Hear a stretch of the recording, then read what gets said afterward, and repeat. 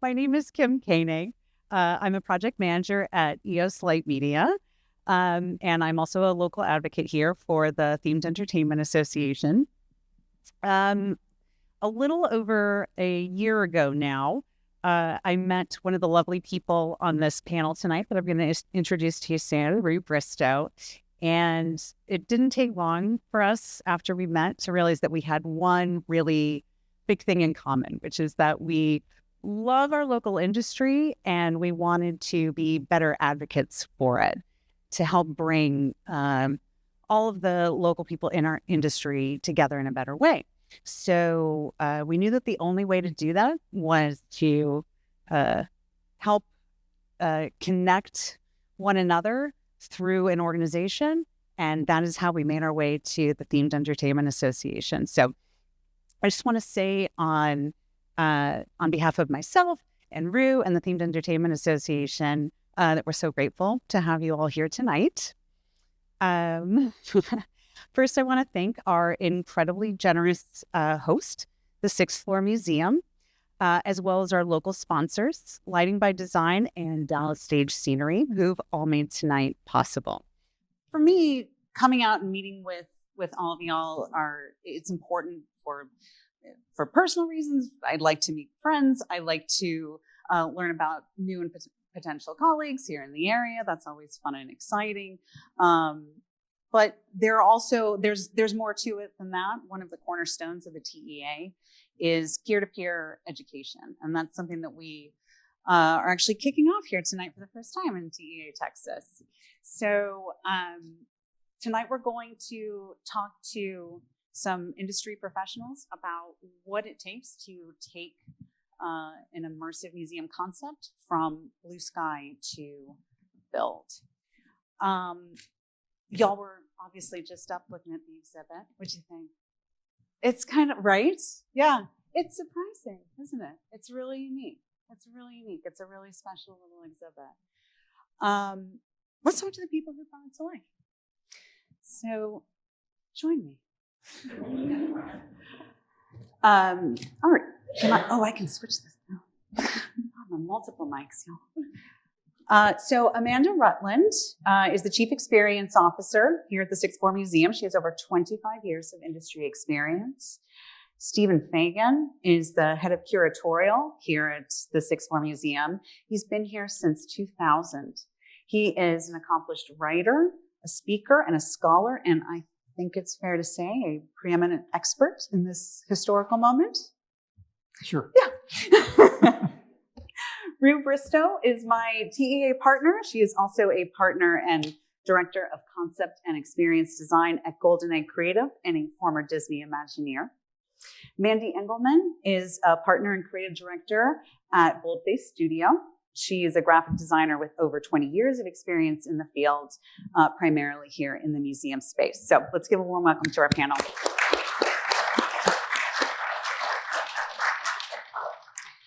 So I'd like to talk to you two first about what it takes to get a project like this off the ground.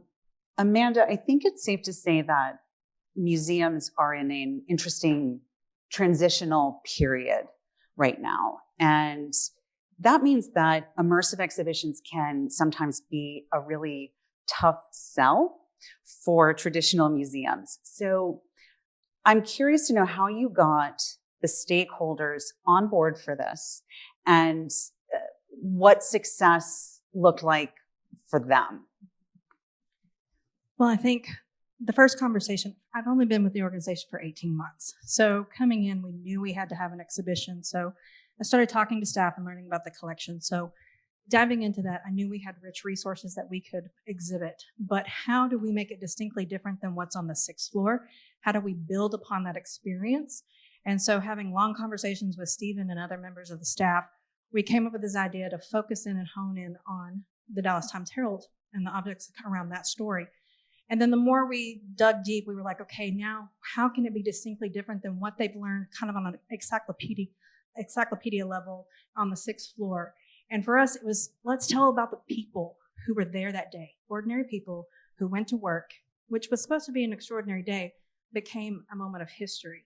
So having the visitors take a step back and not just look at it and be, take it all in, but be a part of it, feel that urgency, that chaos, that instant decision making that these individuals had to make. And when we framed it in that narrative, and we really centered it on the newsroom that you saw, and once everybody kind of understood that was where we wanted to put place setting and world building, it became really easy. And I think for us, when we look at success, it is how many people can we get from the 6th floor to the 7th floor? Sounds easy. It's harder than you think. And then once they're up there, how long are they there? Are they passing by? Are they stopping to read the label copy? Are they stopping to touch and interact, dig deeper, think harder, ponder what these people were going through, thinking about process of newsprinting? So for us, that's the engagement level. And I think what made it even more successful is the way we were able to layer that approach and meet people where they are. So we didn't just come up with one thing that people could do. We came away with object labels. We came away with a family guide. We came away with press passes. So we can have a customized experience for each kind of audience that we are trying to serve. I love that. I love that. Meet people where they are. That's the mantra of modern museum life, isn't it? Absolutely. I love that. So Stephen, my mom was a history teacher. I grew up in that sort of reverence for history, and I feel like so much of your life and career, it seems like, are very much built around that.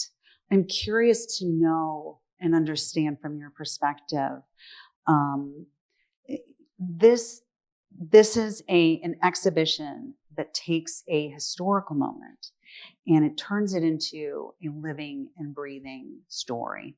So I want to know a bit about your motivations of stepping outside the boundaries of traditional museum exhibitions and really leaning into curating an immersive one. Well, growing up, the two most sacred places on earth for me were Dealey Plaza and Epcot Center.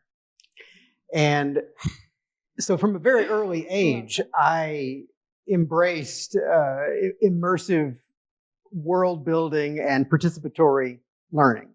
It's what enabled me as a 6th grader to go into my classroom after a summer vacation to Disney World and be so knowledgeable about Phoenician merchants and Landsat photography. It's because I was surrounded by it and immediately invested in it. And so it's really easy to take that and apply it to the passion and the knowledge that I know about this subject matter here. I've been here a long time, and for many, many years, I have wanted to explore our rich images and artifacts and firsthand recollections from the Oral History Project through that prism, through thematic environments and interactive elements. And haven't really had much of an opportunity to do that until I met somebody who in many ways shares my worldview. And we have been able to do this. And what's upstairs is really just the beginning. Going forward, particularly our next exhibit, which we're actively developing right now, I hope that we'll lean even more heavily into immersive environments, because with something like the Kennedy assassination, we are rapidly moving from memory into history. And to give an event like this an intimacy and an immediacy, we can tell stories that don't make this event a historical inevitability. It can be close and real and horrific, and you can be right in the center of that experience, and therefore you engage with it, you take away something from it, and you're really able to connect with the material. And if we can do that, we've done our jobs well. So true. I'm hoping you can talk to us a little bit about what it was like working with this creative team, and more specifically about the process for you of leaning into this immersive storytelling model without compromising the historical integrity of what it is that you're trying to show people here. Working with Golden Egg and Boldface was absolutely wonderful. I can't say enough good things about them, because really we put an RFP out and we were looking for vendors. We did a nationwide search. I was looking for someone who could walk through this collaborative process. As Stephen alluded, this was an exhibition unlike others that had been here before. So I needed someone who's going to walk through the pain with us as we asked the questions.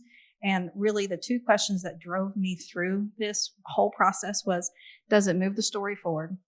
And how is the visitor experience impacted?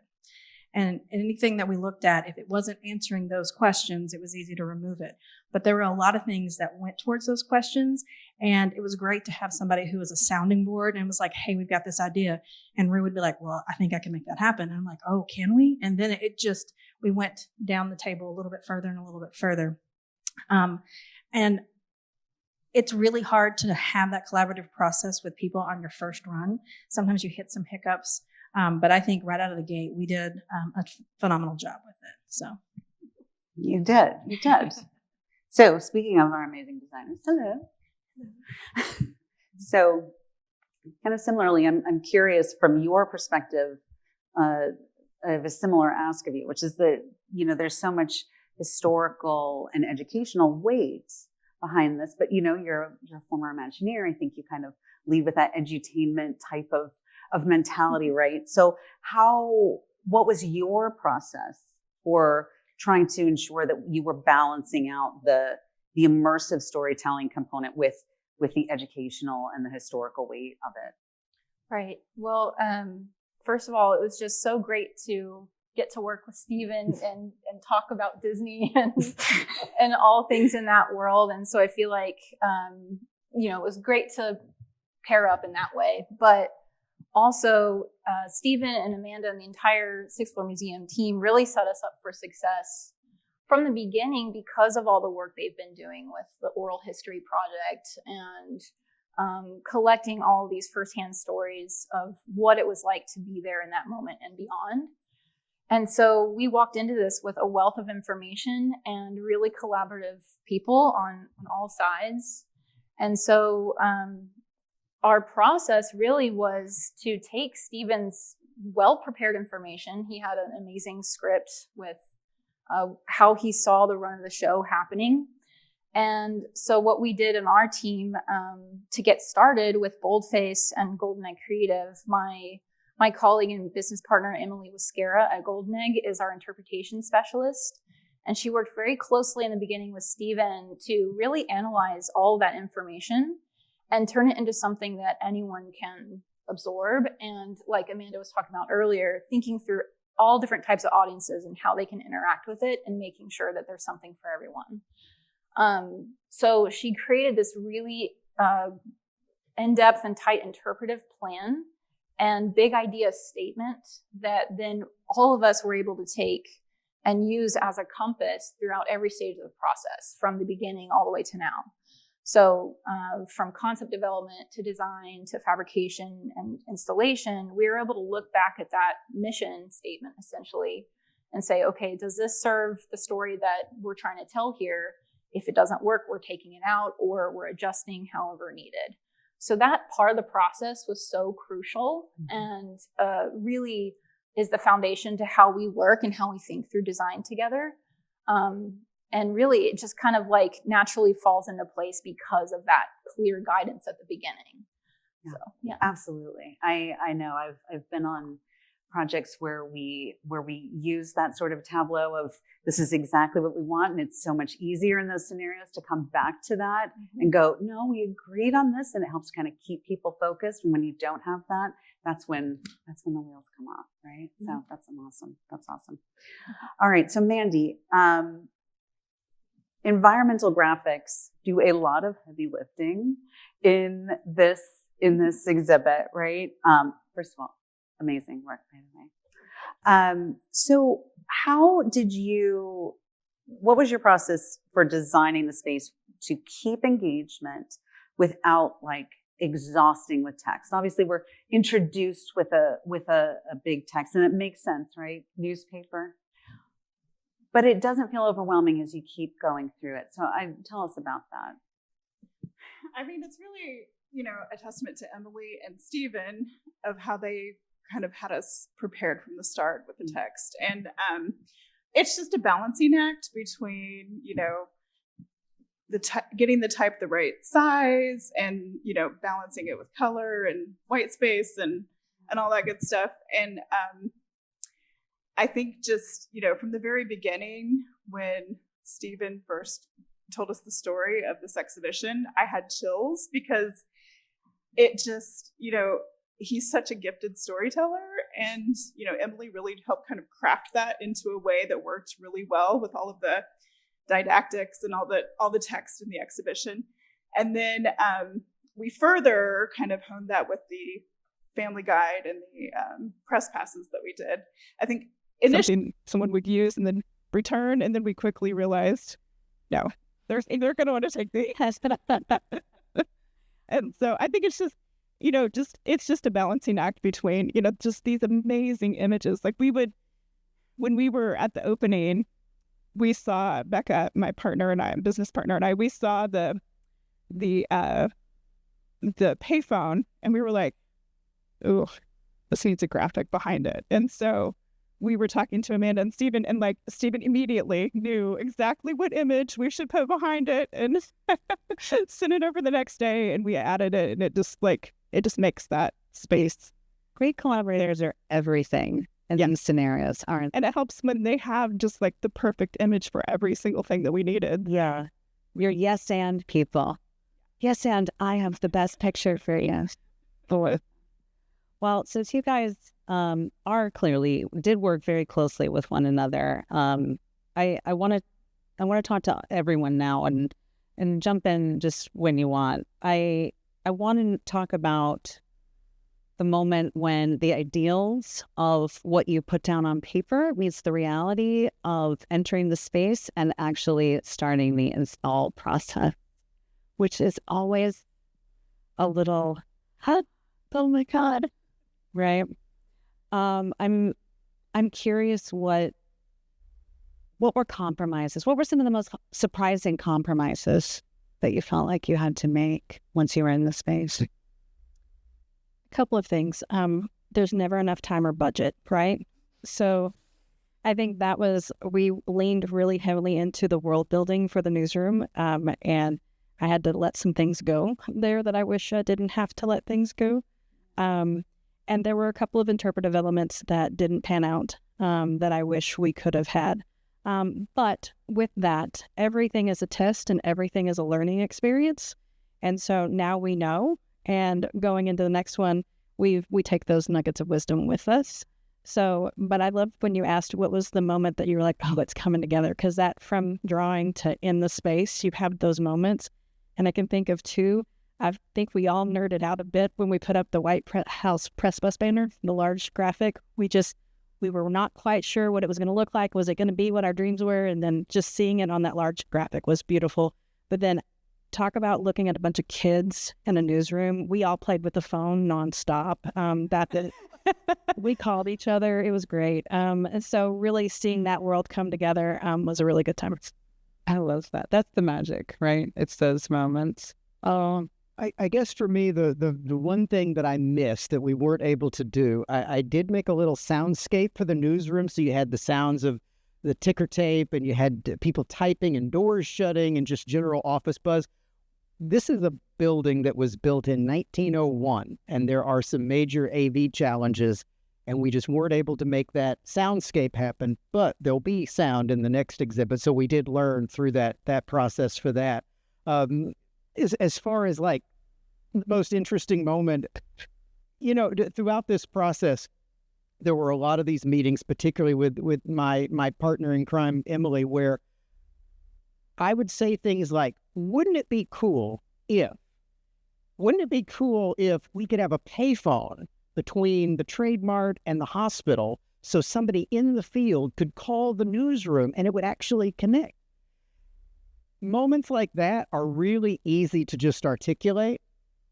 It's a lot of time and effort and energy and people to see those wouldn't it be cool if moments to reality. So that was an interesting learning process, and yet so rewarding and gratifying the first time we heard that phone ring. I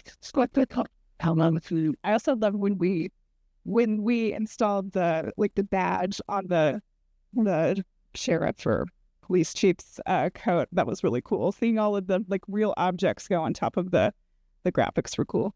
That was probably one of my favorite parts of this exhibition. I feel like, you don't see it too often in historical exhibits where like you have these life-size graphics that you got to do together, and having the actual object contextualized within that really reinforces that placemaking and putting you back in that moment. So even like standing in front of that large picture of the hospital door, it's like very impactful, and that's the actual number from that door. And like you mentioned with the bus banner, you can see it in action. It's like, oh yeah, this isn't just history, this is real life. And so getting to work together to create those moments was very important.